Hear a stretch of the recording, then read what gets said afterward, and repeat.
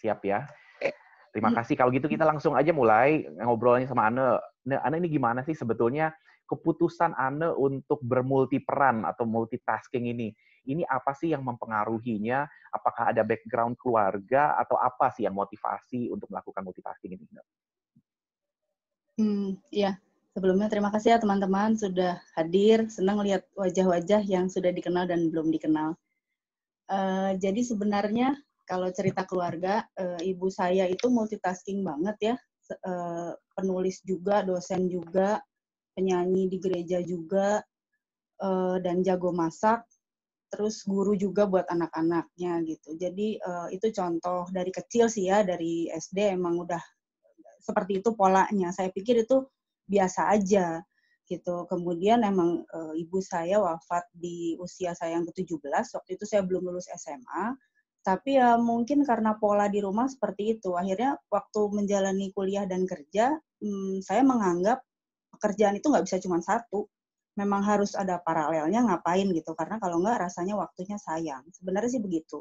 Jadi kebetulan ayah saya juga orang yang suportif dengan perempuan bekerja gitu. Jadi justru ayah saya itu tidak suka kalau perempuan itu di rumah aja. Tapi nggak boleh lupa sama rumah. Pesannya selalu gitu. Perempuan itu harus bisa ada di dapur, tapi papa nggak suka kalau perempuan di rumah doang, karena nanti kalau kurang ngobrol keluar, kurang punya teman, kurang punya wawasan, edukasi pengaruhnya nanti ke anak-anak. Jadi itu pesan yang selalu saya ingat, dan mungkin sebenarnya kalau ditanya sadar nggak sadar kali ya, ada di alam bawah sadar aja, tapi itu kayaknya kebawa dengan keputusan-keputusan berikutnya gitu. Jadi lulus kuliah otomatis memutuskannya bekerja dulu. Bahkan dulu waktu baru lulus mikirnya nggak akan merit nih, kayaknya lebih asik kerja gitu. Gitu sih mungkin kalau background.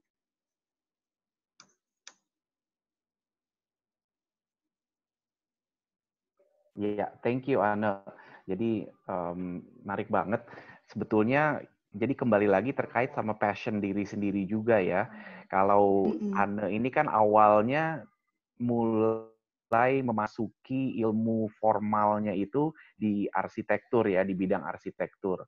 Nah, ini gimana sih ceritanya sampai awalnya ini memilih jalur arsitektur gitu yang akhirnya membawa Anne sampai ke posisi dan aktivitas yang sekarang ini? Iya, jadi sebenarnya kalau ditanya dulu dari zaman SD ya, dari kelas 3 SD, kalau zaman ini ada yang lebih muda dari saya. Kalau zaman saya angkatan 80-an SD-nya, kita ada buku kenangan itu yang kalau kita mau tiap kenaikan kelas ngisi nama, alamat, cita-cita, hobi, segala macam.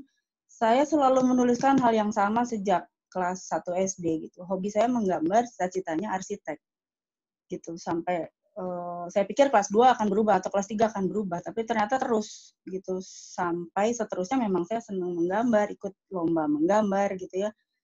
Kebetulan ayah saya sebenarnya background pendidikannya juga ada arsitekturnya dan planologinya gitu, dan beliau juga yang banyak mengajarkan saya menggambar, perspektif, menarik garis gitu ya, cara mewarnai itu dari SD sih kayak main-main dulu sepertinya, tapi akhirnya itu yang sepertinya yang terasah di diri saya gitu.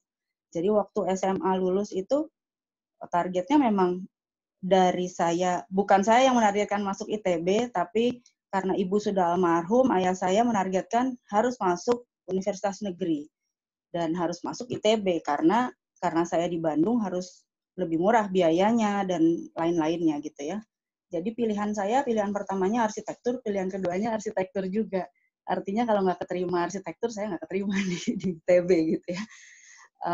Jadi Sudah sangat yakin dengan arsitektur dari awal ya. Ya, kayaknya nggak bisa yang lain ya. Saya nggak mungkin masuk jurusan fisika, kimia, gitu, matematika nggak mungkin. TI kayaknya terlalu berat gitu. Dan sebenarnya nggak pede untuk bisa masuk ke ITB karena saingannya berapa puluh ribu gitu kan dari seluruh Indonesia. Jadi sebenarnya saya mendaftarkan diri di Unpar dan sebenarnya sudah keterima di Unpar gitu. Tapi jalan hidup saya menentukan bahwa saya keterima di ITB, jadi masuk membahagiakan ayah saya lah, dan ternyata saya happy banget juga di jalur ini. Jadi sebenarnya awalnya gitu, Mul. Jadi untuk kemudian kok bisa jadi arsitek terus, menurut saya itu seperti passion saya terasa waktu kuliah masuk organisasi-organisasi pelestarian, happy banget ada di lapangan, disuruh kerja praktek orang lain. Mungkin ada yang ngomel-ngomel, saya kok senang banget ya nyium bau semen, kena bau kapur gitu ya, kotor-kotor di proyek gitu, terus jemuran di matahari itu tuh dari tahun 95. 95 tuh udah ke lapangan, disuruh survei, ngeriset, ngukur-ngukur apa, mau gedungnya gedung busuk, seneng banget gitu. Untungnya saya nggak bisa lihat hantu. Jadi kalau dulu disuruh datang-datang kemana-mana, mungkin ada hantunya, tapi saya nggak bisa lihat gitu. Jadi terasanya dari tahun 95, 96 memang udah seneng di lapangan. Itu sih. Mungkin kalau boleh Rizky, ini slide yang pertama, di situ saya ngerasa bahwa passion itu energi. Passion itu digali memang dulu ditanamkan sama orang tua, tapi kemudian digali sendiri. Tapi itu jadi energi buat saya. Kayaknya kekuatan saya ada di situ. Puji Tuhan saya bisa menemukan itu gitu ya. Dan mudah-mudahan teman-teman yang di sini juga menemukan itu. Dan itu seperti baterai cadangan sih gitu. Kalau kita menemukan apa yang kita senang lakukan. Jadi orang bilang, lu gila ya di lapangan sampai 6 jam berdiri gitu. Nah matahari gitu ngapain sih lu? Nggak tahu, gue kuat aja gitu, seneng aja gitu. Jadi emang karena passion itu energinya lah yang ada di sana. Iya, jadi memang Kemudian slide kalau yang saya tangkap tadi, keluarga itu penting banget ya sampai menemukan passion itu ya. Iya ya, sebenarnya zaman dulu tuh belum zamannya ada psikotes, nggak ada tes apa-apa, tapi memang di rumah dulu itu makan malam wajib sama-sama, dan disitulah bapak ibu ayah ibu saya itu ngobrol, nanyain di sekolah seneng apa nggak seneng apa, dan mereka tuh nggak pernah nyalahin ya. Kalau saya bilang saya tuh nggak seneng harus matematika sampai harus belajar kayak gini, oh ya nggak apa-apa, yang kamu seneng aja gitu. Dan waktu saya bilang saya seneng banget pelajaran seni rupa, dan kebetulan di sekolah saya seni rupa tuh bisa dapat nilai 10, nilai 100 gitu ya gitu. Dan ayah saya mendorong, ya nggak apa-apa gitu. Lakukan aja yang kamu bisa lakukan terbaik itu. Saya nggak diminta jadi ranking 1, tidak diminta nilainya bagus, tapi justru itu yang membuat saya ingin membanggakan mereka. Saya akhirnya bisa jadi malah ranking 1 melulu gitu ya. Dulu sempat ada periodenya waktu belum bandel-bandel, belum bolos-bolos gitu ya. Bocorannya saya juga nggak sempurna amat. Kita semua manusia. Iya, manusia biasa. Jadi dulu saya sempat ranking 1 bertahun-tahun, tapi kemudian saya bosan, ngapain ya?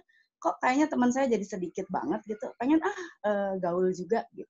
Akhirnya sempat ranking saya turun, ranking 5, ranking 8 gitu ya. Tapi saya dapat teman lebih banyak gitu. Saya mulai main band, mulai naik gunung, mulai paskibra gitu. Iya. Banyak. Monggo Anda terusin ceritanya tadi, maaf saya potong. Ya, Sekarang lagi nggak mau apa-apa. cerita soal slide ini ya, soal apa nih? Slide Kalau apa ini?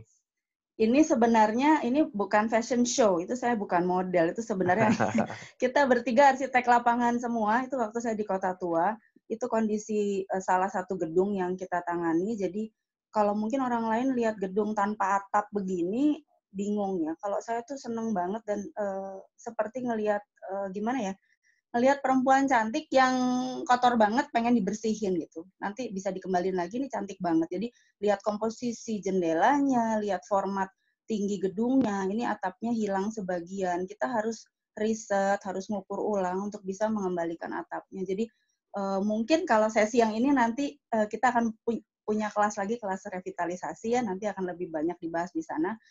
Foto kami bertiga itu adalah foto di akar pohon beringin yang tumbuh menyatu dengan bata dindingnya gitu. Saking 25 tahun gedungnya nggak diapa-apain. Jadi salah satu kerjaan saya adalah seperti ini, membersihkan gedung-gedung lama dan mempercantiknya kembali dengan pakem-pakemnya revitalisasi untuk bisa difungsikan. Kemudian kalau di slide berikutnya, karena saya banyak di lapangan, sebenarnya saya nggak pernah berpikir bahwa saya akhirnya banyak diminta mengajar dalam arti berbagi ya. Saya nggak bisa jadi dosen tetap bukan nggak bisa, nggak mau mungkin ya, karena terikat ya kalau dosen seperti itu. Jadi saya dengan senang hati berbagi, sharing, ngajarin, tapi bukan di satu institusi. Jadi 2 tahun terakhir saya banyak keliling kampus, banyak diminta jadi juri, dan sempat jadi penasehatnya Pak Menteri Pariwisata yang sebelumnya juga dalam hal arsitektur dan pelestarian. Gitu. Jadi sebenarnya yang saya sampaikan lebih banyak dari apa yang saya jalani di lapangan. Mungkin gitu, Mul.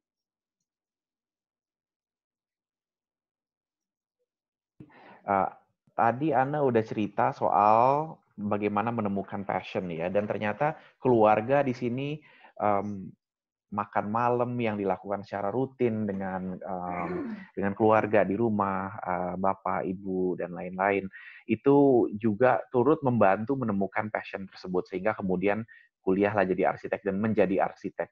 Nah, setelah jadi arsitek itu sebetulnya pinginnya jadi arsitek yang kayak gimana sih Ana ini? Sebenarnya dulu ngebayanginnya ya, kalau lulus itu pengennya langsung ke London, apa ke New York gitu ya, pengen jadi arsitek.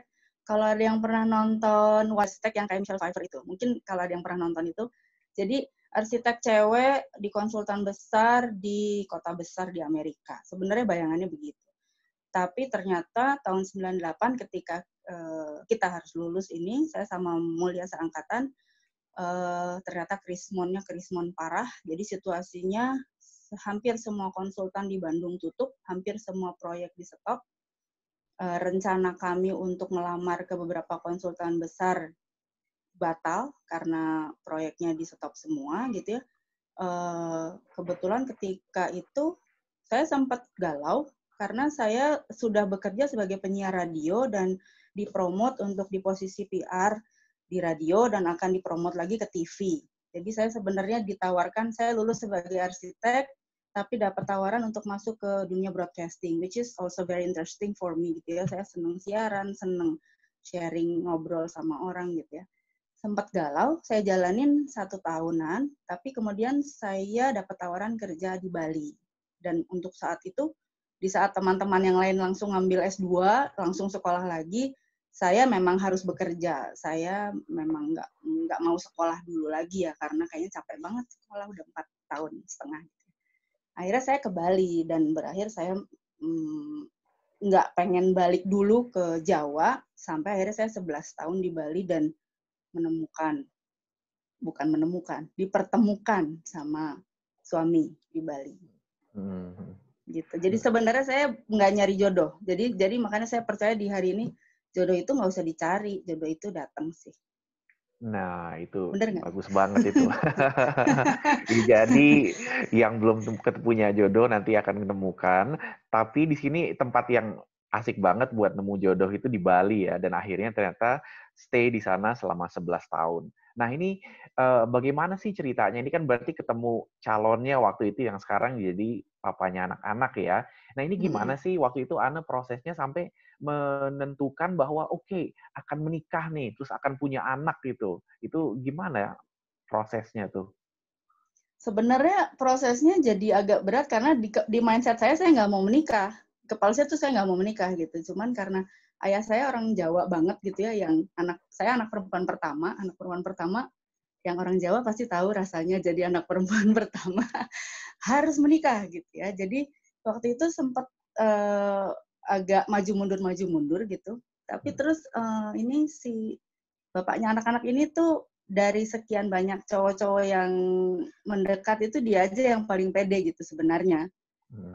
Orangnya tuh pede banget aja gitu. Jadi sebenarnya saya sih makanya saya bilang saya nggak nyari yang ada, yang siap pasti ada gitu. Jadi dia yang berani datang ke bapak saya dan berani minta saya gitu ya. Jadi ya akhirnya dijalankan gitu. Dan waktu sudah menikah dan happy, terus saya tadinya tidak berpikir ingin punya anak karena sebenarnya dengan tidak punya ibu dari SMA itu saya rasanya tidak punya ilmu untuk mengurus anak gitu. Saya banyak baca buku tentang melahirkan, kemudian saya takut. Wah, takut ini, takut itu, terlalu banyak kematian dan lain-lain gitu. Jadi nggak usah punya anak ya gitu. Tapi terus suami saya itu senang banget sama anak-anak gitu. Jadi, tapi dia bilang nunggu saya siap kapan saya siap punya anak. Kemudian setahun itu setelah, ya maksudnya kita dari menikah, setahun itu isinya adalah jalan-jalan ya, setahun kerja Nikahnya jalan-jalan. tahun berapa nak nikahnya? 2002. Okay. Nikahnya 2002. Setahun itu diskusi kalau punya anak gimana, kalau nggak punya anak gimana. Gitu. Masuk tahun kedua 2003, saya belajar lebih banyak otodidak dari buku karena memang kalau di keluarga Jawa banyak mitos-mitos yang membingungkan saya, jadi saya selalu harus cross check dengan realitanya, dengan kondisi kedokteran, rumah sakit, kondisi perempuan, kondisi fisik perempuan, usia dan lain-lain itu saya baca semua. Jadi kadang-kadang malah jadi tambah takut ya, kebanyakan baca tambah takut. 2003 suami saya nanya lagi udah mau punya anak belum? Belum, saya bilang takut, nggak berani. Udah.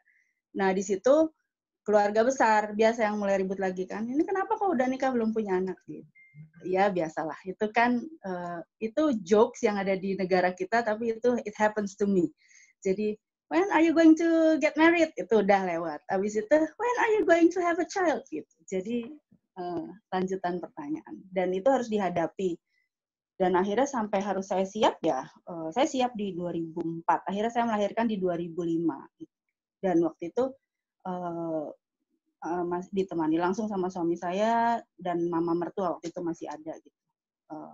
Proses kelahirannya juga susah, tapi pengalaman yang luar biasa buat saya dikasih kekuatan fisik gitu ya. Jadi saya tetap olahraga, tetap ke proyek, saya tetap supervisi banyak beberapa proyek saya di lapangan, sampai seminggu sebelum melahirkan saya masih kerja di proyek gitu. Masih terus jadi arsitek ya? Seneng banget. Yang nggak seneng tukang-tukangnya, karena tau lah ya, mama-mama hamil itu udah kayak macan, beneran macan ya. Ibu-ibu hamil itu galak maksudnya. Galak banget ya. Galak banget. Jadi ketika desain atau gambar itu tidak sesuai eksekusinya di lapangan, itu saya merasa sendiri, emosi saya itu lebih tinggi daripada kalau saya nggak lagi hamil. Dan itu saya juga ngerasa ngelihat tukang-tukang juga bete kali yang ngelihat saya ini apa sih ibu-ibu ini gendut banget terus marah-marah di lapangan gitu ya. Saya gendut banget karena waktu hamil naik 25 kilo. Jadi saya nggak nahan apa-apa, asupan gizi semua buat bayi gitu karena memang harus demikian sampai akhirnya bisa melahirkan dengan normal meskipun menunggu 2 hari di rumah sakit gitu ya, tapi normal. Kemudian ya membesarkan sendiri. Kenapa tidak memutuskan dengan suster dan lain-lain? Pertama karena suster itu orang asing, saya nggak pernah tahu sebenar-benarnya seperti apa. Dan kebetulan suami saya memang posisinya adalah karena kita menurut saya menikah ini bernegosiasi dan berkomitmen, jadi suami saya berkomitmen untuk ikut mengurus anak. Request-nya memang saya yang bisa hamil, saya yang bisa melahirkan, tapi mengurusnya harusnya bisa berdua gitu. Dan memang dia melakukannya, jadi saya bisa fokus untuk bisa menyediakan ASI yang terbaik. Saya ASI eksklusif ke anak saya dua-duanya gitu, dan suami saya perannya aktif banget ya untuk ngurusin mau nyediain makanan apa aja, kebutuhan apa aja, bantuin mandi, anak-anak perlu buah, di jus apa-apa itu suami saya ada untuk itu. Iya, ini saya mau kasih catatan sedikit di sini.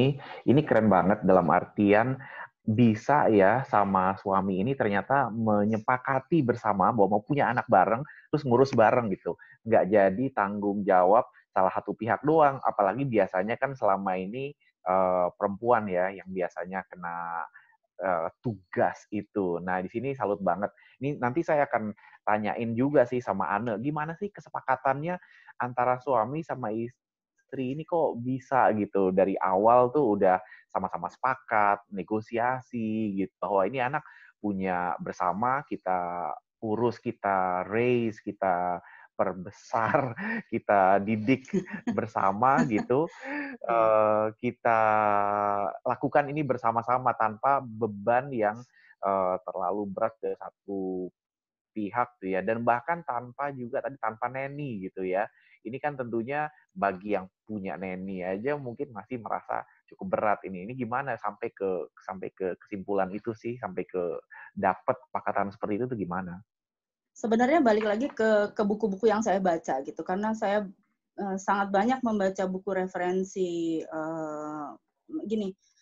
Sebenarnya yang menikah dan menjadi orang tua kan nggak ada sekolahnya ya gitu. Jadi satu-satunya cara terbaik untuk memberi input data terbaik di isi kepala kita adalah dengan membaca buku yang baik tentunya gitu. Jadi karena saya yang lebih suka membaca, jadi saya yang baca, habis itu saya yang ngajak dia diskusi. Dan karena posisinya kita di Bali, lebih enak mungkin diskusinya ya gitu. Selalu ke pantai. Tiap sore kita ke Pantai Sanur, jogging, habis itu bisa duduk-duduk di pantai sampai sebelum matahari terbenam, dan diskusi-diskusi itulah yang terjadi setiap hari. Gitu. Jadi posisinya seperti apa ya, negosiasi ya, negosiasi. Iya, memang negosiasi. Kalau punya anak, nanti yang ini siapa? Nanti yang begini siapa? Nanti kalau cuci botol itu susah loh, karena gue udah baca teorinya. Cuci botol yang bersih dan steril harus begini.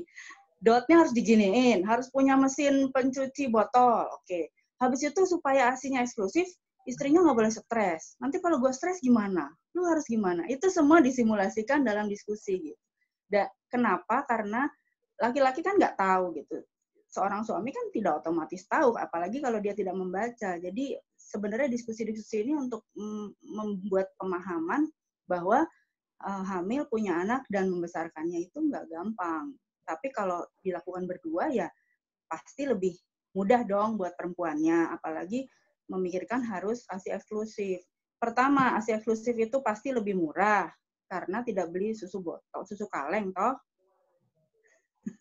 Itu sih pertama. Kedua, lebih sehat buat bayinya. Ketiga, mempercepat pelangsingan ibunya.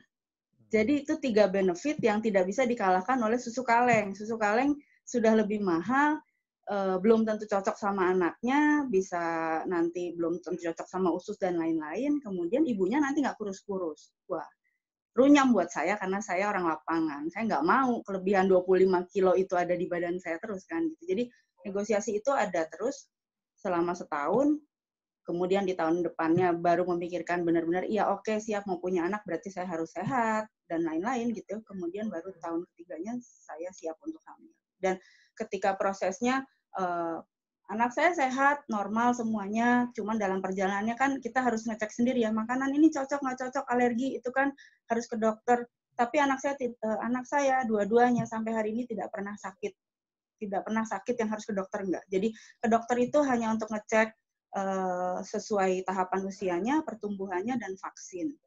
Jadi saya rasa buku-buku yang saya baca ya berguna banget. Dan untuk negosiasi ini, ketika anak saya pernah bermasalah di misalnya pencernaan, susah pup gitu ya, lalu ke beberapa dokter anak, bahkan kami tidak langsung mengiyakan dokter anak gimana, selalu kesepakatan dulu, cocok nggak nih hasilnya, nggak cocok ganti dokter dulu. Sampai akhirnya sepakat, dokter yang kita setujui adalah tidak memberi obat. Kita tidak suka dengan dokter-dokter yang memberi obat. Kita suka dokter yang memberi nasihat untuk makanan yang natural. Gitu. Jadi anak saya yang pertama pernah bermasalah di pencernaan, dokter yang ketiga memberi nasihat, beri aja apel kukus. Dan posisi membuat apel kukus adalah rumit. Apelnya harus dikupas dulu, dipotong kotak-kotak, dikukus, kemudian harus dihancurkan, baru dikasih gitu. Dan itu prosesnya panjang. Dan itu yang melakukan semua suami saya. Karena saya bilang, saya capek banget harus nyusuin dan harus urusan sama ASI ini gitu. Jadi yang melakukan dia yang dari belanja apel, ngupasnya, motongnya, sampai ngukusnya, sampai nyiapinnya jadi jus. Saya tinggal nyuapin aja. Jadi proses itu sama-sama. Oke, salut banget nih ya dengar cerita bagaimana Anne bernegosiasi sama suaminya, lalu kemudian jadi belajar dari buku bareng-bareng, ngasih tahu, belajar sama-sama. Mungkin nanti abis ini bisa bikin tips kali ya gimana nyari suami yang kayak gitu. Tapi di sini saya ngelihat bahwa sekarang begitu udah masuk jadi ibu gitu ya, ini kan perempuan ini termasuk Anne kemudian memiliki beberapa peran di situ. Di situ ada peran sebagai ibu atau bunda, ada peran sebagai istri, sebagai perempuan in general gitu secara umum, sebagai anak tentunya kan kita juga orang tua kita sendiri juga masih ada, sebagai menantu juga orang tua bagaimana kita berurusan dengan orang tuanya partner kita, dan termasuk juga mungkin sebagai profesi ya, sebagai arsitek tadi itu. Nah, bagaimana nih mulai menentukan dan membagi-bagi perannya antara itu? Apakah semuanya menyatu aja di Ane? Apakah kemudian ada semacam planningnya, peran ini begini, itu gimana sih tipsnya atau gimana Anda melakukannya? Sebenarnya waktu awal kan juga bingung ya, tahun-tahun pertama itu bingung, tapi karena kerjaan saya di project itu selalu perlu yang namanya project management. Project management itu kan sebenarnya selalu bergerak dari mengolah data, habis mengolah data kita mengelola gimana yang mau kita kerjakan selesai pada waktunya. Sebenarnya kan itu project management. Saya justru membawa pola pikir dari tempat kerja itu ke rumah dan keluarga. Jadi menurut saya rumah, keluarga inti juga harus diatur dengan project management, harus ada disiplin waktu, harus ada waktu yang tetap untuk tidur, untuk makan, untuk belajar, ada waktu yang tetap untuk main, nonton, gitu ya. Ada waktu yang tetap untuk ke orang tua, ke mertua dulu ya gitu. Dan sebenarnya saya memutuskan menikah dan tidak tinggal di rumah orang tua maupun mertua gitu. Meskipun ditawarkan dulu sama mertua harus tinggal di rumah mertua aja, saya sih nggak mau karena bukan tidak menghormati, tapi istilahnya kalau punya dapur ada 2 ibu susah juga mengelola dapurnya gitu. Jadi saya memulainya dulu dengan tinggal di kos-kosan dulu ya, meskipun kecil banget. Tapi artinya saya punya peraturan saya sendiri gitu, dan ketika harus ke rumah orang tua saya atau ke rumah mertua saya selalu menyampaikan aturan saya di keluarga ini dan anak-anak adalah seperti ini gitu. Jadi ngajak sepakat dulu di awal, sebenarnya begitu. Jadi kalau saya dengar banyak keluarga mungkin kurang cocok sama mertuanya atau sama pola pendidikan orang tuanya, mungkin karena tidak dibicarakan di awal gitu. Dan mungkin tetap harus dicoba dibicarakan karena rasanya kasihan kalau anak-anak nanti bingung. Yang bingung anak-anak kalau kakek nenek dan kita punya peraturan yang berbeda. Jadi sebenarnya pekerjaan peran ini dimudahkan dengan memanage proyek. Jadi hitungannya keluarga juga sebenarnya kayak proyek sih, harus diatur karena isi kepalanya orang banyak, anak-anak maunya ina-inu banyak, tetap harus ada koridornya. Ini sepertinya kayaknya ngomongnya gampang, nggak gampang kok. Nggak gampang, susah, ngomel-ngomel juga di rumah gitu. Dan untuk taat juga, biasa lah ya, kita juga dulu pernah kecil bandel-bandel juga, jadi itu berulang lah, anak-anak juga nggak taat, tapi dikasih tahu, dinasehatin gitu, dan itu yang saya jalanin seperti itu sebenarnya.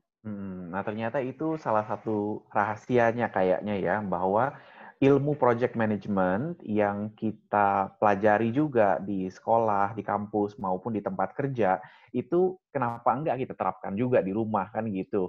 Kita bisa mengelola project dengan baik untuk kantor, kenapa enggak kita memperlakukan rumah tangga kita sebagai project juga yang harus sukses juga gitu. Nah, ini adalah tips yang baik, dan itu antara lain ya sama seperti tadi ya, ada mulai dari menyepakati mungkin kontraknya kayak gimana. Kontrak itu kan Iya, sebenarnya kesepakatan ya, betul, termasuk betul. Iya, ngomel-ngomelnya juga. Kalau kita di project management betul. melihat ada pembangunan yang salah gitu kan, pasti kita ngomelin tukangnya atau mandornya. Termasuk juga mungkin kita harus berani juga ngomong dengan cara yang tepat juga ya. Mungkin ngomelnya levelnya seperti apa yang pas, yang Betul, betul. works gitu ya. Betul. Mungkin yang perlu saya tambahin, keluarga saya, tiap keluarga saya yakin unik, jadi mungkin bisa terinspirasi dari apa yang saya putuskan, tapi tetap harus dikelola lagi karena tiap keluarga unik itu ya, harus ada khasnya. Kalau di saya Mungkin yang beda dari keluarga lain karena saya teknik, lebih banyak di proyek, di lapangan, dunianya keras gitu ya. Suami saya background-nya F&B, food and beverage itu urusannya yang enak-enak, yang bersih-bersih. Jadi suami saya tuh nggak mau kotor. Itu juga sebabnya kita nggak punya pembantu, karena kalau punya pembantu, pembantunya stres. Karena suamiku SOP-nya banyak dan panjang gitu. Akhirnya pembantu stres, nanti aku ikut stres, jadi mendingan nggak usah punya pembantu. Kita bagi aja tugasnya di rumah gimana. Dan urusan makanan, alat makan, urusan yang pokoknya urusan yang ringan-ringan itu malah urusannya dia. Dia lebih suka grocery shopping, lebih suka belanja piring dan sendok garpu. Aku nggak seneng, gue nggak seneng gitu. Karena gue lebih suka listriknya rusak atau lampunya mati, itu bagiannya aku gitu. Jadi memang kita menemukannya juga sebenarnya nggak sengaja, cuman kayak aku di rumah dulu ayahku itu orangnya semua beres gitu, karena ayahku bisa semua. Ini rusak, ini rusak. Nah, begitu di kepalaku semua laki-laki seperti itu. Ternyata kan enggak gitu. Suamiku ini tidak suka yang urusannya mesin, mekanik, yang nggak suka aja gitu. Tidak akan dipegang, tidak akan disentuh. Oh ya udah, berarti itu bagiannya gue. Gitu. Tapi kalau misalnya ini sendok udah kurang, rusak, garpunya kok begini modelnya jelek banget, menurut aku nggak apa-apa selama garpu masih bisa dipakai gitu ya. Kalau dia enggak gitu. Jadi akhirnya ya membagi sendiri pada minatnya masing-masing juga akhirnya. Iya, terjadi pembagian tugas secara alami juga ya, dan kita yang penting sama-sama tahu ini ada tugas A, B, C, D, yang penting A, B, C, D-nya itu terdistribusi dengan baik ya. Termasuk di sini kan juga dalam hal mengelola perkembangan anak ya, membantu anak untuk tumbuh kembang yang baik. Nah ini gimana Ane sama suami, sama Bernard ya, bagaimana menentukan prioritas untuk perkembangan anaknya nih? Mungkin diawali dengan anak-anak itu kan harta karun ya. Mungkin Rizky boleh slide yang ya, anak-anak ini kita juga nggak pernah belajar jadi orang tua. Saya juga banyak membaca buku untuk gimana menggali talenta anak-anak. Di saat anak saya anak saya kedua lahir, orang tua saya sudah mertua saya sudah nggak ada, dua-duanya tinggal ayah saya gitu. Dan ayah saya sudah waktu itu sudah tua dan sakit-sakitan juga gitu. Jadi hampir tidak bisa ditanya mengenai gimana sih sebenarnya mengelola talenta anak-anak gitu. Jadi saya sebenarnya belajar dari gimana orang tua saya dulu mendidik saya, dan saya sebenarnya meneruskan ke mereka. Nggak boleh dipaksa. Kadang kita pengen anak-anak mau gimana juga, tetap harus digali mereka talenta terbesarnya yang mana. Tapi mungkin slide berikutnya, saya lebih banyak memberi nasihat sama anak-anak itu dengan bermain dan diskusi. Saya nggak suka ke mall, jadi saya selalu berusaha ada di luar ruangan, mau ice skating, mau main sepatu roda, berenang. Di saat bersama itu, kalau di luar ruangan, itu dari mulai nasihat, belajar IPA, kadang jadi belajar geografi, belajar biologi, belajar itu bisa semua gitu. Jadi kalau dibilang prioritas utama tentunya mereka dapat edukasi terbaik, iya. Kalau di sekolah kan polanya begitu ya, kurikulum nasional ya begitu itu aja gitu. Tapi di luar sekolah kan banyak hal yang belum terangkum ya di sekolah gitu, terutama tentang empati, toleransi, tentang menghargai alam, banyak hal yang nggak ada di kurikulum kita, apalagi tentang muatan lokal gitu. Karena saya juga bidang kerjaan saya di pelestarian arsitektur, di pelestarian budaya, banyak hal-hal yang saya sampaikan dalam ngobrol-ngobrol ini gitu, dalam diskusi gitu. Kadang-kadang jadi tanya jawab sambil bercanda-bercanda, tapi anak-anak belajar Indonesia tuh beragam, harus toleransi. Kalau ada yang ribut itu karena apa gitu. Suku kita berapa banyak, pulau-pulau di Indonesia berapa banyak. Itu tuh nggak ada. Muatan lokal itu di edukasi sekolah itu nggak ada gitu. Jadi saya nggak mau anak-anak saya kayak robot, nilainya bagus tapi nggak punya rasa, nggak punya empati gitu. Jadi saya juga termasuk mengajak untuk mengenal seni, karena saya senang musik, nyanyi-nyanyi di rumah, nari-nari di rumah itu salah satu kegiatan kami aja gitu. Jadi menurut saya belajar itu nggak harus duduk buka buku, tapi dari banyak interaksi dan bermain. Iya, jadi beruntung juga ya ini Caleb yang paling besar ya. Caleb sekarang 14 tahun ya. Yang kedua Caleb 14 tahun, Dio 6 tahun. Dio 6 tahun. Jadi banyak belajar dari cara bermain justru ya, bermain sama diskusi, jalan-jalan, ini lihat banyak ke Taman Fathahillah. Jadi ini contohnya kegiatan weekend kami, karena saya nggak suka ke mall, suami saya suka ngetawain gitu, kamu tuh repot banget sih katanya bikin rundown. Saya tuh kalau pergi tuh bikin rundown, bikin itinerary. Kita kesini, kita harus kesini jam segini, nanti makan siangnya di sini, supaya rutenya nggak belok-belok, supaya satu jalur dan supaya everybody's happy gitu ya. Saya ngajarin sejarah, ngajarin pahlawan nasional, ngajarin ini dari foto-foto ini sebagian dari jalan-jalan kami aja, yang isinya sebenarnya diskusi dan edukasi. Anak-anak senang bisa lari-lari di yang kiri atas tuh di Kota Tua. Saya sedang hamil Dio 8 bulan. Caleb waktu itu umur 8 tahun. Saya jadi guide aja, masuk-masuk ke museum dan saya jelasin tentang dulu CBD-nya Jakarta itu Kota Tua, ya pokoknya menjelaskan hal-hal yang menurut saya dia harus tahu. Kemudian ke museum gitu. Kalau ada orang bilang repot nih anak gue masih bayi bawa stroller, kalau saya sih saya jalanin, ya saya bawa stroller, bawa bayi, itu dia belum ngerti tapi saya jelasin ke Caleb, kita punya Soekarno, kita punya Hatta, banyak orang hebat seperti ini, makanya kamu bisa sekolah karena kita merdeka. Hal-hal kayak gitulah sebenarnya buat saya penting anak-anak tahu siapa kita dan kita ada di mana. Iya, ini keren banget. Jadi banyak pengalaman yang didapat untuk eksplorasi ini ya. Dan ternyata minat dan hobinya Anne sendiri terhadap sejarah, terhadap budaya itu juga ditularkan dan diajarkan di kecintaan itu dibangun juga ke anak-anak dengan cara yang diajak main ke museum, mengunjungi kota tua, dan lain-lain. Nah, kita dari tadi udah dengar tentang peran Anne sebagai arsitek, peran Anne sebagai ibu gitu ya, sebagai family person. Nah, ini pertanyaannya sekarang, nah ini sebenarnya pertanyaan terakhir untuk Anne dari saya sebagai pengantar, karena saya juga ingin mengundang teman-teman yang lain untuk ikut memberikan komentar atau nanya juga ke Anne, kita akan dialog nanti.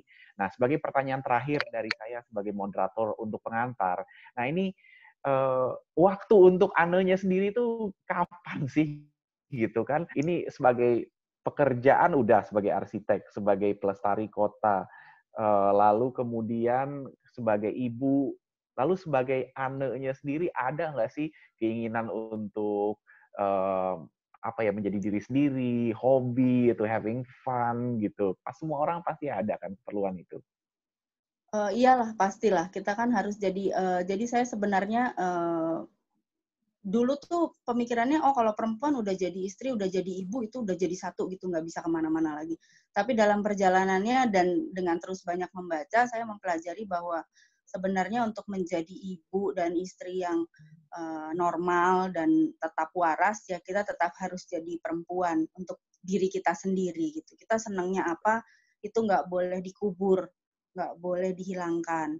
Kalau misalnya banyak perempuan yang mungkin waktunya belum ada, mungkin sebenarnya harusnya diadain. Jadi sebenarnya bukan, saya nggak ada waktu buat hobi, tapi you have to make time for your hobby gitu. Jadi ya itu balik lagi diatur ya di manage gitu. Karena satu hari 24 jam kita harus tidur 8 jam, sisanya 16 jam itu haruslah ada waktu buat diri kita sendiri. Kalau saya memang karena senang musik,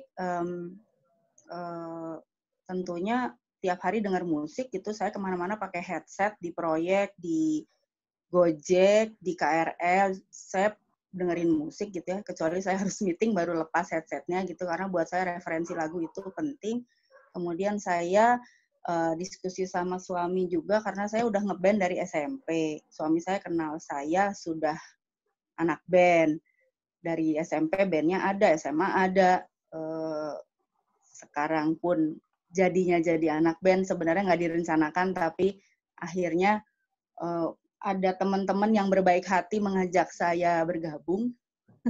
Sebenarnya bukan saya yang hebat sih, sebenarnya saya kebetulan ada di lingkungan-lingkungan yang suportif, dan suami saya juga suportif, dan kebetulan kami sama-sama secure aja ya. Dunianya suami saya itu kalau dunia perhotelan itu lebih banyak, temennya lebih banyak perempuan. Saya di proyek lebih banyak laki-laki, di band juga lebih banyak laki-laki.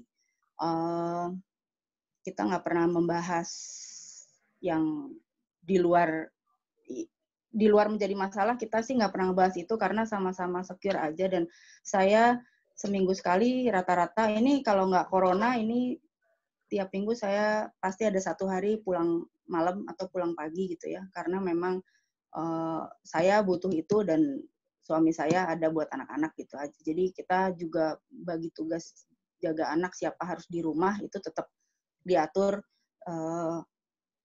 Anak-anak nggak cuma berdua aja gitu ya.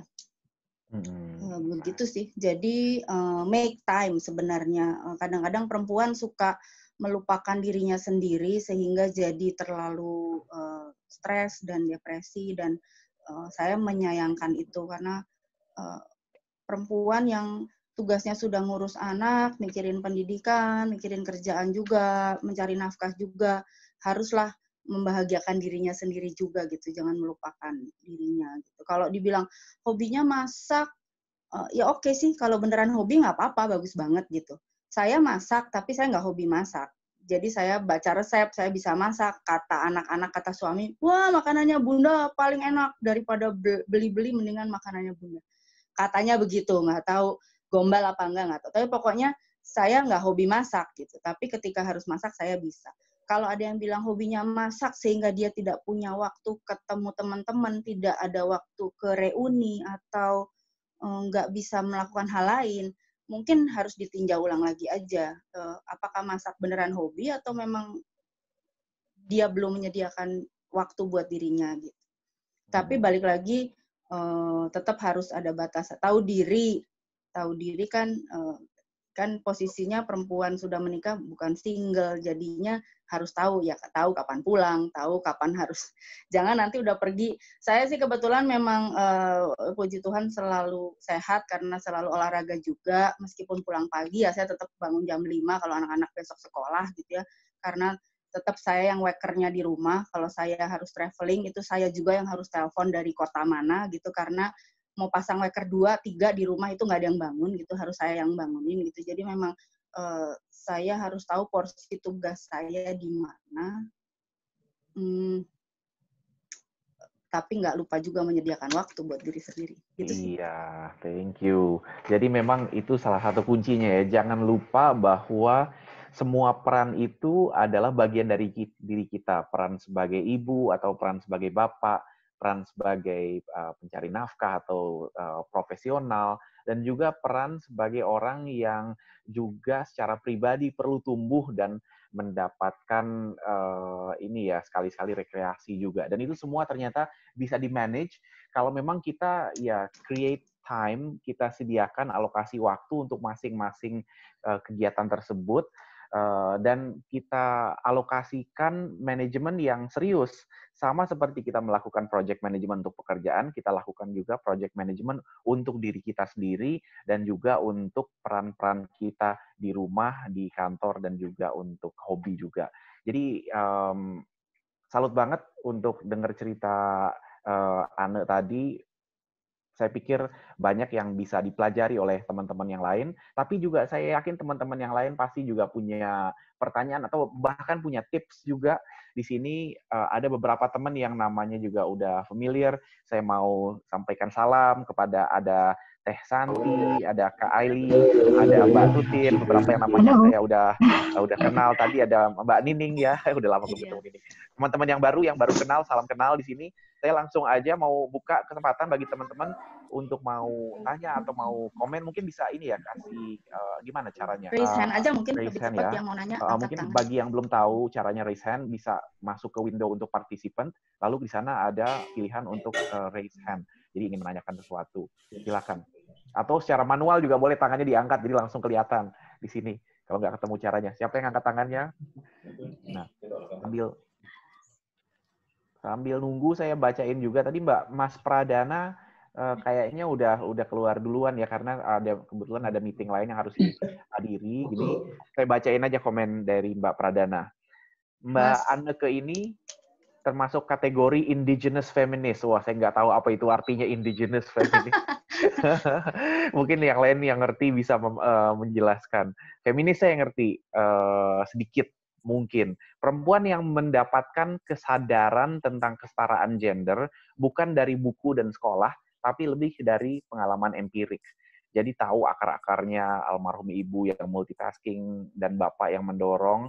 Kalau mau dikaitkan ke Kartini, agak mirip dengan peran RM Sosrodiningrat ayah Kartini yang mendorong Kartini, Kardina, dan Rukmini buat sekolah, bahkan menulis jurnal budaya di Leiden.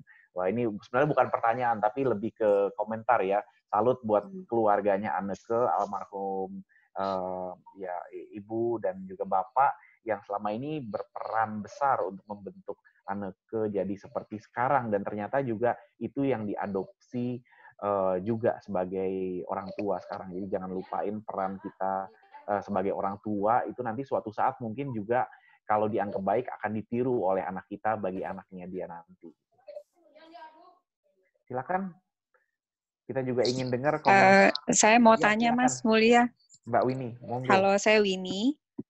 Saya kan ibu bekerja juga ya. Mungkin anak-anak saya juga kebetulan udah besar sih. Tapi saya sangat salut dengan Mbak Anneke, di mana menurut cerita Mbak Anneke juga dan Mas Mulia juga bahwa selama ini tidak pernah pakai pembantu ya.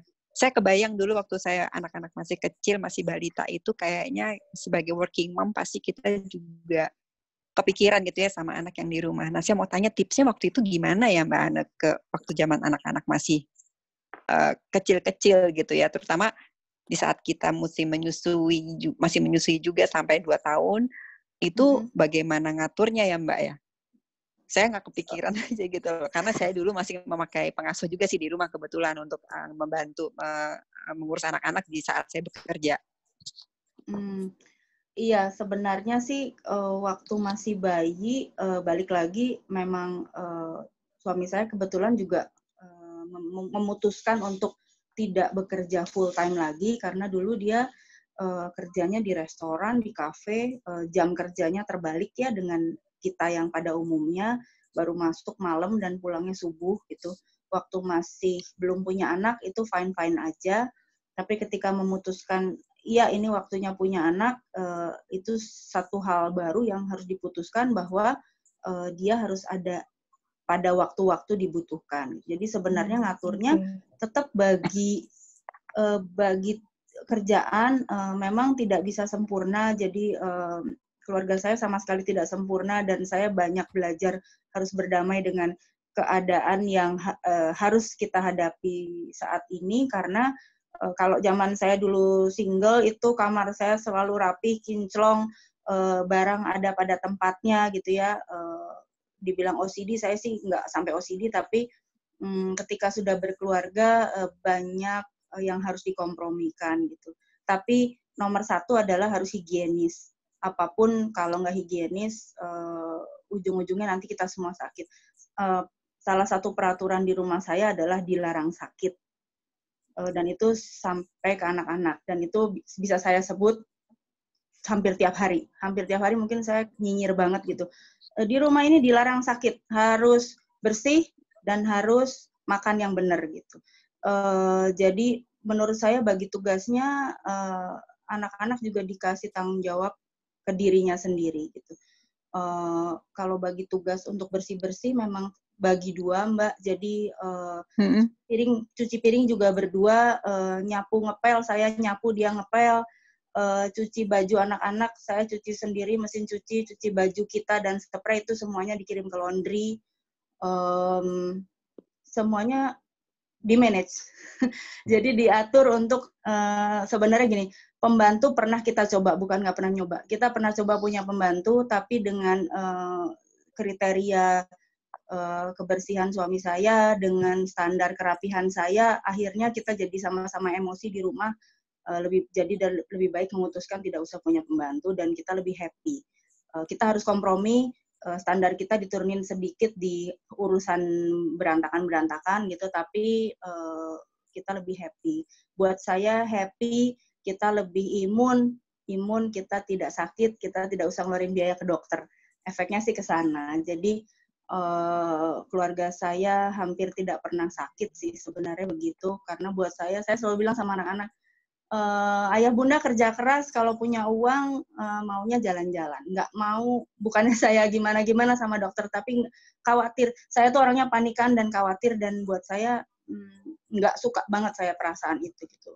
Ketika ibu saya meninggal karena sakit, ayah saya meninggal karena sakit, dan posisi itu, perasaan itu tidak enak gitu. Jadi buat saya lebih baik olahraga, sehat, bersih. Dan kalau sekarang jadi tren di periode ini, sebenarnya kehidupan saya dari 20 tahun yang lalu udah seperti itu. Kita tuh keluarga yang hobi jemuran, hobi di pantai, apa-apa harus bersih gitu ya, dan itu efeknya sih ke kita semua ya, kita lebih banyak happiness. Sebenarnya gitu sih. Jadi apa ya, kata kuncinya berdamai sama kompromi.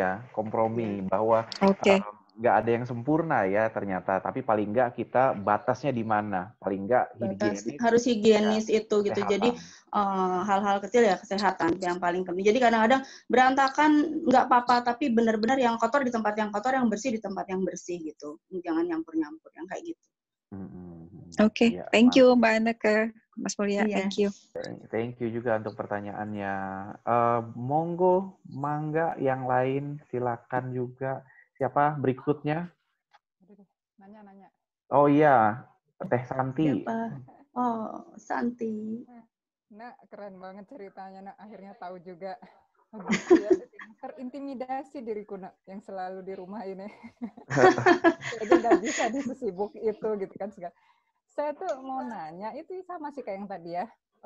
Gimana sih kalau anak-anak udah dapat tugas urusan chores gitu gimana, Nak? Ngurusin rumah mereka ada bantu-bantu, udah bisa dari umur berapa atau gimana, Nak? Atau masih bapak ibunya aja yang kerja? Kalau urusan mainan itu tanggung jawab anak-anak ya.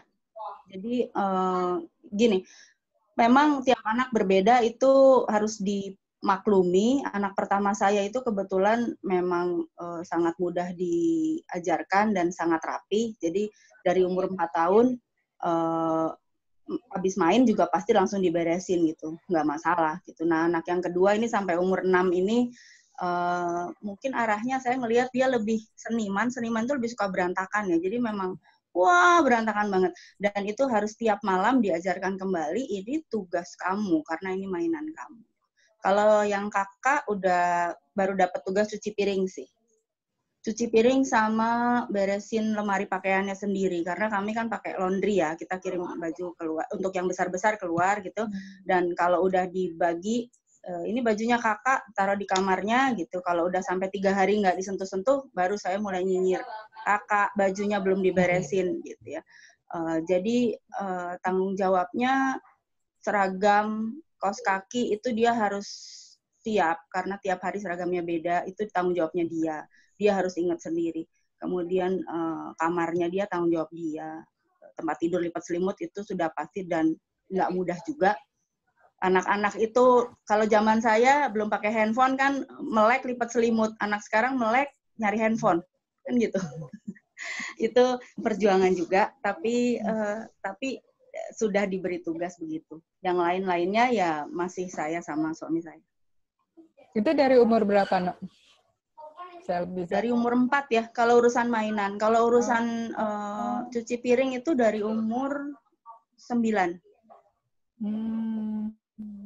Jadi sebenarnya kalau ditanya milestone umur berapa, itu sebenarnya bukunya juga ada. Bukunya banyak banget, bisa dicari sih sebenarnya. Tapi yang pasti yang pernah saya baca, anak-anak itu di usia 13 tahun harusnya sudah mampu semua, sudah tahu semua gitu. Dan ternyata tidak mudah. Anak saya 14 mau ke 15 gitu, meskipun sudah dilatih dari kecil, banyak hal yang ternyata belum bisa sendiri ya gitu, tapi so far termasuk yang mandiri. Jadi contoh kalau tugas di luar kerjaan rumah, kegiatan kami yang paling rutin adalah nonton, karena saya senang nonton, suami saya senang nonton, akhirnya ketularan anak-anak senang nonton. Si kakak itu dari umur 8 sudah sangat aware terhadap schedule film gitu. Kita patokannya di IMDb dan lain-lain, dan kalau dia mau nonton, tugas dia online beli tiket dan menentukan lokasi nonton di mana, jam berapa. Jadi kami bisa dari 4 lokasi yang berbeda. Saya harus jemput anak yang kecil. Yang kecil sekarang pulang sekolah harus di daycare kalau kami bekerja dua-duanya. Daycare itu 5 jaman lah gitu sehari. Jadi kita biasanya meeting point after office itu di bioskop. Dan itu tugasnya kakak dari umur 10.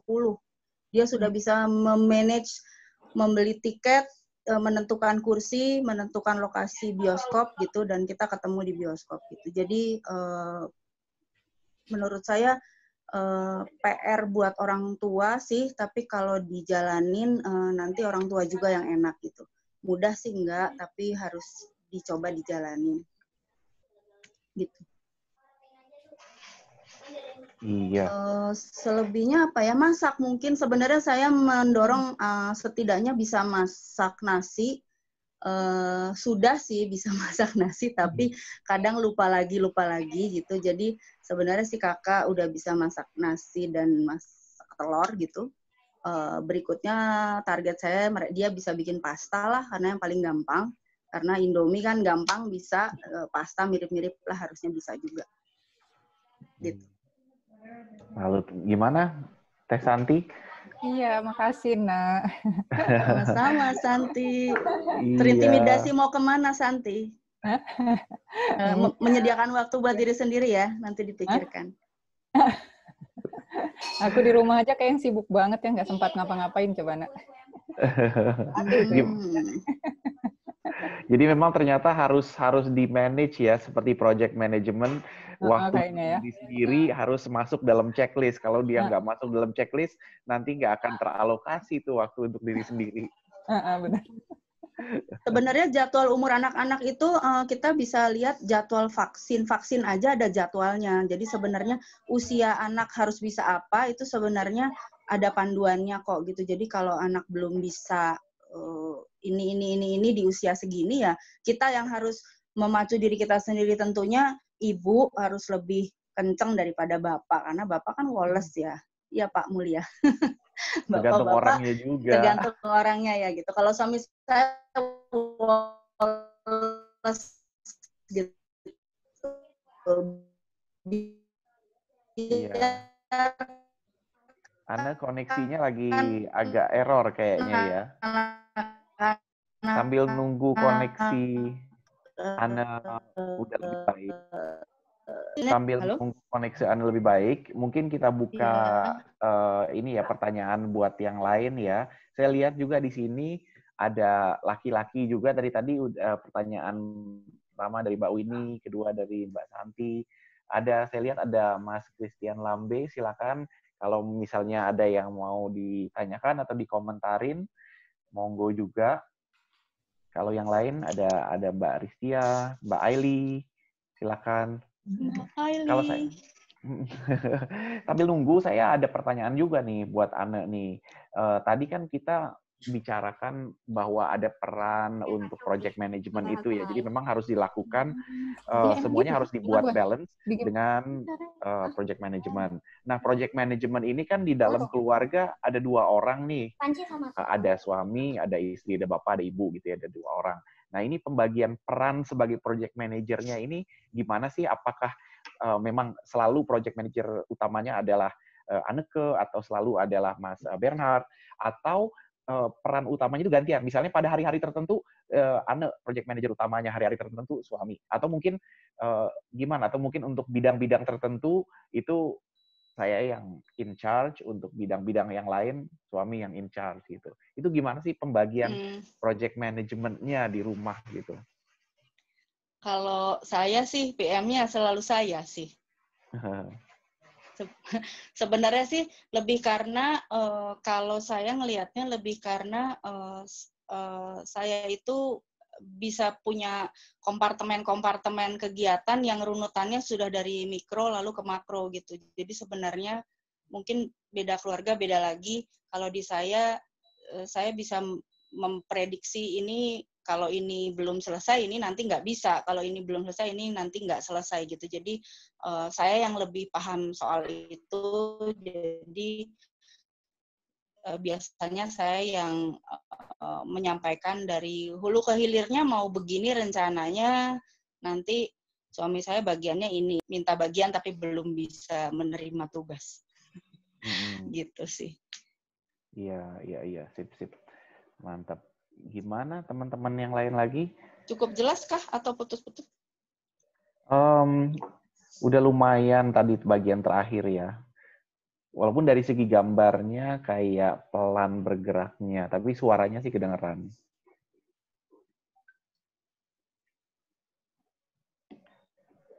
Oke. Gimana? Pak Christian mau nanya? Iya, atau Pak Mas Christian, silakan. Kabar dari Toraja. Oh, dari Toraja. Jauh ya. Selamat malam, Pak. Wah, di sana itu. Mana baju katokonnya mana nggak kelihatan? Oh iya, salam sehat. Salam sehat, Pak. Di sana udah 1 jam lebih awal ya daripada di Jakarta ya. Dan nunggu dari tadi. Iya, terima kasih, Pak. Monggo.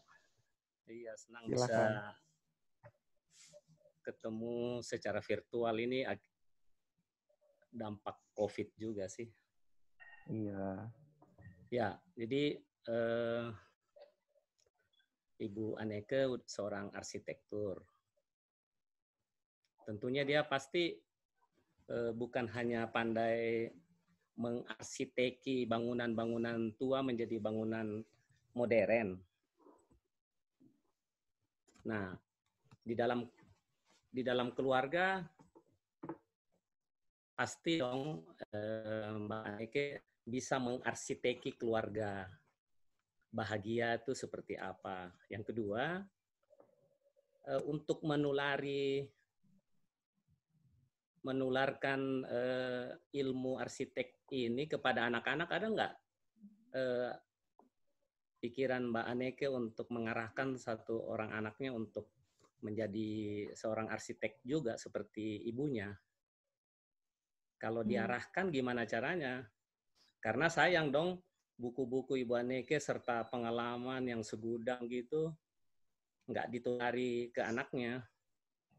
Ya supaya anaknya lebih hebat dari mamanya nanti. Gimana tips-tips Mbak Anneke untuk ilmunya itu diturunkan, diwariskan kepada anak-anak? Apakah sudah ada persiapan-persiapan salah satu anaknya atau dua-dua anaknya mau disiapin untuk menjadi seorang arsitektur? Dimana ibunya kan nggak sempat melalang buana sampai ke luar negeri, biarkan anaknya aja yang bisa jadi arsitektur, meneruskan cita-cita ibunya yang kepengen ke London, ke New York, dan mungkin ke negara-negara lain. Gitu. Pertanyaan bagus, Pak Christian. Ya, ini penting untuk mengarsiteki rumah tangga. Jadi jangan Mbak Anneke pintar mengarsiteki bangunan aja, tetapi bangunan bahtera rumah tangga itu perlu di-manage juga dengan baik supaya menjadi arsitektur yang indah, keluarga yang penuh dengan ornamen-ornamen yang indah dipandang dan juga menjadi teladan bagi seluruh masyarakat Indonesia, bahkan dipersembahkan untuk bangsa dan negara kita ke depan. Makasih Pak Mulya sebagai Terima kasih yang ganteng. Makasih Pak Christian. Iya.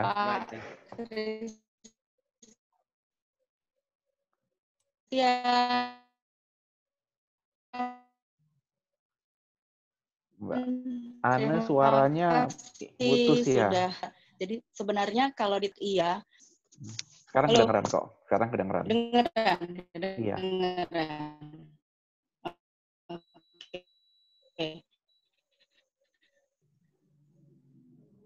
Kalau dibilang ngajak, pasti ngajak. Kegiatan menggambar itu kegiatan yang paling mudah diajarkan pada anak-anak dari masih kecil belum bisa pegang bolpen juga sudah belajar pakai cat ya, nyoret-nyoret di kertas itu sudah gitu. Sebenarnya yang kakak juga sudah menjalani, tapi pada perjalanan menciptakan gedungnya. Ini suaranya hilang? Ada? Suaranya kedengeran. Halo? Suaranya ada atau hilang? Ada, suaranya ada. Videonya yang Halo? lagi Halo? putusin. Tes. Kedengeran Anda, kedengeran. Halo? Iya, Anda bisa dengar saya nggak? Kedengeran? Kedengeran ya. Kami dengar kok. Oh, nggak apa-apa. Ya udah aja dulu ya. Oke. Videonya dimatikan dulu. Jadi sebenarnya anak saya dari SD itu minatnya ya. Jadi sebenarnya anak saya lebih berminat di filmnya. Di film. Jadi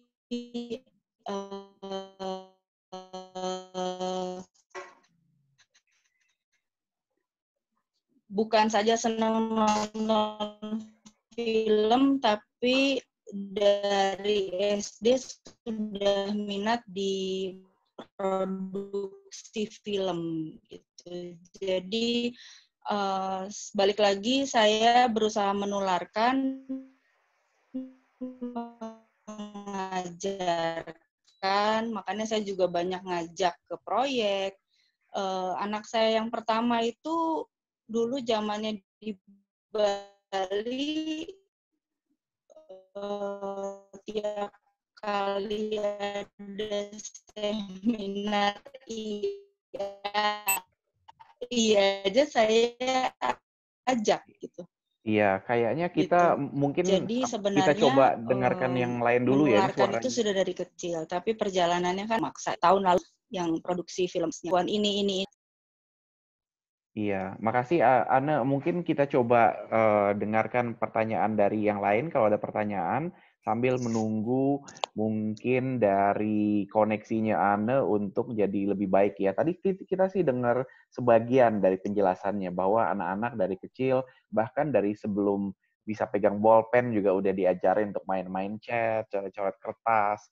Itu adalah beberapa cara atau strategi yang dilakukan oleh Anne untuk memperkenalkan dunia desain dan juga nanti ke depannya mungkin juga dunia arsitektur atau kecintaan menggambar yang nantinya mungkin ke depan bisa mengarah ke kecintaan terhadap arsitektur juga di anak-anaknya. Mungkin gitu. Tes, saya sudah masuk lagi nih, kedengeran?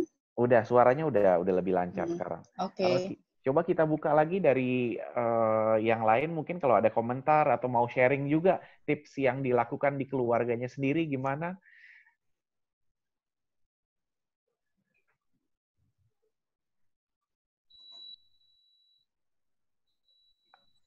Oke, kalau begitu mungkin, ada Mbak Ristia, silakan. Oh ya, baik, terima kasih. Halo Bu Ane, saya dari Kalimantan nih. Halo, Mbak Ristia. Iya, dari Kalimantan. Keren banget. Kalimantannya mana Mbak Ristia? Kalimantan Tengah saya. Kalteng. Iya, Palangkaraya. Palangkaraya. Ya, karena kebetulan Bu Ane tahun lalu ke sini. Makanya kita lanjutkan di sini nih kayaknya. Iya. Ya, baik. Mungkin ada 2 pertanyaan nih Bu Ane.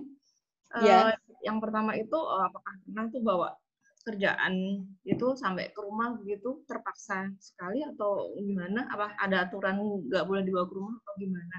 Terus yang kedua, ada pengalaman yang paling berkesan nggak selama menjadi arsitek mulai dari kuliah sampai dengan sekarang itu yang paling berkesan itu kira-kira apa ya bisa dibagi di sini? Mungkin itu aja. Terima kasih. Terima kasih Bu Ristia. Ya, baik. Ya, Mbak Ristia, terima kasih sudah hadir. Jadi kalau saya prinsipnya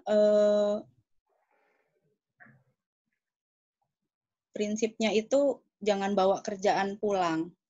Karena kalau kita terlalu capek nanti emosi. Jadi dan tidak optimal. Saya lebih suka bahkan waktu di Bali saya rata-rata kerja 4-5 jam sehari. Karena berikutnya setelah jam anak sekolah, saya di rumah karena masak dan nemenin bikin PR, ngajar matematika, dan nemenin bikin project seni dan lain-lain. Jadi buat saya kalau nyoba kerja terus itu hasilnya nggak akan optimal. Jadi lebih baik sangat fokus tapi 4 jam daripada 10 jam tapi hasilnya nggak maksimal. Gitu. Jadi itu. Kecuali kalau memang pernah juga tentunya kalau arsitek ada deadline yang nggak bisa diganggu gugat, biasanya saya nemenin anak saya dulu sampai tidur malam. Kalau udah tidur nanti saya pasang weker harus bangun lagi jam 12 malam atau jam 11 malam, saya kerja sampai jam 2, jam 3 pagi. Itu kalau kepepet banget karena nggak bagus buat kita juga, nggak sehat gitu. Jadi sebisa mungkin saya hindari. Dan sebenarnya kerja itu Senin sampai Jumat saja cukup, Sabtu Minggu hanya untuk keluarga, dan itu saya terapkan dari dulu sampai sekarang. Bahkan waktu di Kemenpar juga saya sering dapat sindiran juga kalau misalnya dapat job harus ke daerah hari Sabtu atau Minggu, selalu saya tolak. Nanti saya bisa disindir, Bu Anneke kok untuk urusan negara kok ditolak. Terus saya bilang dalam hal ini kalau Sabtu Minggu yang nomor 1 tuh anak-anak dan keluarga. Kalau rezeki saya yang ngatur sih bukan Bapak yang ngasih kerjaan, tapi rezeki saya dari Tuhan, saya bilang gitu. Jadi bukannya gimana-gimana, saya sendiri badannya perlu istirahat, otaknya perlu switch untuk keluarga, dan Sabtu Minggu kalau Bapak mau kerja monggo, kalau saya nggak mau, Sabtu Minggu saya nggak mau kerja. Jadi ternyata saya sampai 3 tahun di Kemenpar dengan pola seperti itu. Artinya gimana kita mau kerja sih sebenarnya tergantung kita yang ngatur gitu. Waktu di Bali juga begitu, klien saya orang Inggris atau orang Australia atau orang mana-mana gitu ya, kalau minta kerjaan di Sabtu, saya bilang, sorry, it's my weekend, I need time for my family, gitu. Mungkin ada yang marah gitu, tapi kalau memang kerjaan kita baik, dan memang layak ditunggu, jadi dia akan bilang, jadi saya harus nunggu sampai hari Senin. Iya Pak, nunggu sampai Senin ya, karena ini sudah Jumat gitu, dan Jumat kantor saya tutup jam 4 sore, selesai gitu, saya nggak mau diganggu lagi. Jadi waktu di Bali, punya kan studio kecil sendiri, saya tidak seperti arsitek lain yang ngoyo sampai jam 11 malam di kantor, enggak gitu. Karena buat saya, hidup saya sih tetap harus kerja, tapi saya harus punya waktu buat keluarga, saya harus punya waktu buat diri saya sendiri. Kalau kerjaan sih, ya akan ada, rezeki pasti akan ada gitu sih. Kalau saya merasa begitu aja. Terus yang kedua tadi, soal pengalaman paling berkesan sebagai arsitek. Paling berkesan adalah saya waktu di Kota Tua pernah diminta mendampingi wali kota Sydney yang sebenarnya adalah istri Perdana Menteri Australia untuk menjelaskan proses revitalisasi Kota Tua. Sebenarnya itu tidak direncanakan, jadi seperti acara dadakan karena beliau berkunjung ke Pak Jokowi. Kemudian tiba-tiba beliau mendengar bahwa Kota Tua banyak arsitektur bagus dan pengen lihat gitu. Dan siapa yang bisa jelasin? Sebenarnya saya diuntungkan lebih karena saya lancar berbahasa Inggris. Kalau ditanya kenapa saya yang jelasin, itu saya nggak tahu juga kenapa gitu. Karena sebenarnya arsitek yang berkecimpung di Kota Tua banyak. Kemudian ada CEO, ada direktur lain gitu ya. Tapi kenapa jadi saya yang di depan? Mungkin karena memang saya sangat lancar bisa menjelaskan pekerjaan arsitektur dalam bahasa Inggris. Jadi buat saya pelajarannya adalah saya memang senang belajar bahasa, saya bisa beberapa bahasa gitu, dan kadang-kadang saya belajar karena senang aja, jadi nggak tahu kapan akan dipakainya gitu. Tapi ternyata ya waktunya datang adalah di waktu itu gitu. Saya tiba-tiba, Anneke kamu aja ngapain? Ini ada istri Perdana Menteri gitu. Saya harus ngomong apa? Ya ngomong aja, pokoknya dia minta CV-nya. Jadi CV saya diminta dulu, dikirim lewat WhatsApp, langsung nyampe ke asisten pribadinya, dan itu dalam waktu 1 jam, tiba-tiba beliau sudah sampai di Plaza Fathahillah, dan dia sudah baca CV saya. Jadi modelnya Ibu Wali Kota ini adalah beliau ingin tahu dengan siapa beliau berinteraksi. Jadi dihafalin dulu, dibaca background pengalamannya supaya dia bisa ngobrol gitu. Dan itu tadinya rencana 1 jam jadi 3 jam. Buat saya itu luar biasa ya, karena sebenarnya hari-hari saya seperti itu. Kadang-kadang kita nggak tahu besok ada apa, tapi tiap hari itu selalu ada sesuatu yang membahagiakan. Iya, seru banget ya. Jadi bukan cuma jadi arsitek aja, ternyata peran sebagai arsitek juga membawa ketemu dengan wali kota dan tokoh-tokoh dunia lainnya. Nah, teman-teman, ini kita udah menjelang pukul 8.30, jadi udah cukup banyak juga materi yang kita bahas tadi, pengalaman yang seru-seru, tips yang semoga bisa berguna, dan juga masukan dari teman-teman di sini. Saya mau kembalikan ke Anne mungkin terakhir ya, kalau ada semacam poin-poin akhir yang bisa dibawa sama teman-teman di sini untuk direnungkan, untuk kita semua pikirin, atau pesan-pesan apa yang Anne ingin agar bisa dibawa dan diingat sama teman-teman dari sesi yang kali ini. Oke. Thank you.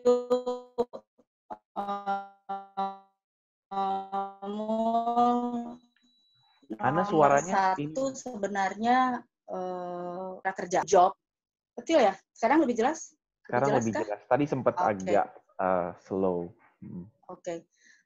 Nomor 1 sih, passion itu nggak pernah terlambat untuk dicari, karena yang tadi saya bilang passion itu kayak energi, kayak baterai cadangan tambahan. Mungkin kalau selama ini kita cuma kerja, pulang, terus bosen gitu. Mungkin ada yang harus ditemukan kembali dari diri kita sendiri, karena itu seperti baterai tambahan buat diri kita, karena nanti efeknya juga ke keluarga, efeknya ke teman-teman.